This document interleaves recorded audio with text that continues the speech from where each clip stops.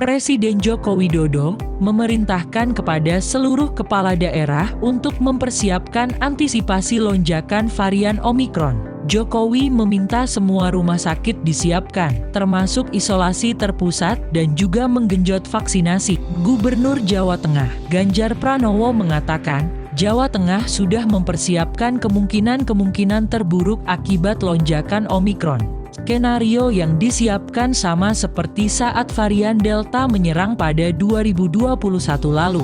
Tempat-tempat isolasi terpusat, lanjut Ganjar, diminta disiapkan. Seluruh rumah sakit termasuk sumber daya manusianya, obat-obatan dan oksigen juga sudah disiapkan. Ganjar mengatakan, meski terjadi kenaikan, namun kasus Omikron di Jawa Tengah masih tidak terlalu tinggi dibanding provinsi lain di Jawa Bali. Dari Semarang, Udin Saeroji, awal.id.